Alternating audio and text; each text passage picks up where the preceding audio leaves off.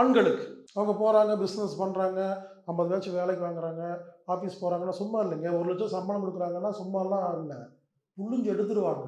Business பண்ணி ஒரு 10 பேர்த்து வேலைக்கு வச்சு காலையில் ஒரு மெசேஜ் ஒரு டென்ஷன் ஆகிடுவார். சார் நான் லீவு அப்படி கடுப்பாகிடும். Driver leave போட்டுருவார். அது காலையில் 10 மணிக்கு தான் சொல்லுவார். ஆண்களுக்கு நம்மெல்லாம் என்ன பண்ணுறோம்னா ரொம்ப பிஸியாக இருக்கங்க, அதனால தான் சிந்திக்க நேரமில்லை. சிந்திக்க நேரமில்லை என்பதால் புரியவில்லை, புரியவில்லை என்பதால் வாழ்க்கை அடுத்த லெவலுக்கு போகவில்லை.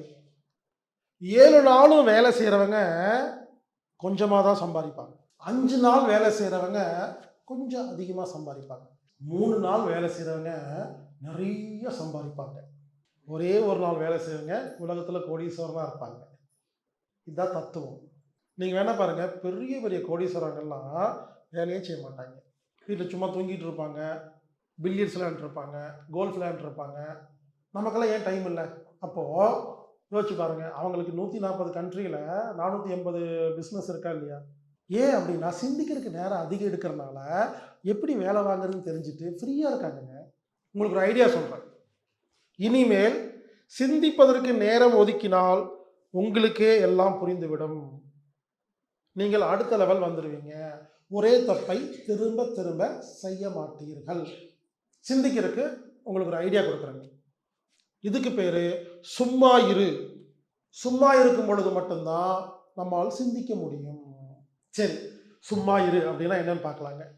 சும்மா இரு அப்படின்னா இப்போ உங்களை கேட்குறேன், நீங்கள் சும்மா இருக்கும்போது என்ன பண்ணுவீங்கன்னு கேட்குறேன். என்ன சொல்லுவீங்க? நான் சும்மா இருக்கும்போது டிவி பார்ப்பேன் அப்படி சொல்லுவீங்களா இல்லையா? டிவி பார்க்கறது சும்மா இருக்கிறது இல்லை, அது டிவி பார்க்கறது. சும்மா இருக்கும்போது என்ன பண்ணுவீங்க? சும்மா இருக்கும்போது செல்ஃபோன் எடுத்து வாட்ஸ்அப்பை நோண்டிகிட்டு இருப்பேன், அது சும்மா இருக்கிறது இல்லைங்க, வாட்ஸ்அப் நோண்டுறது. சும்மா இருக்கும்போது என்ன பண்ணுவீங்க?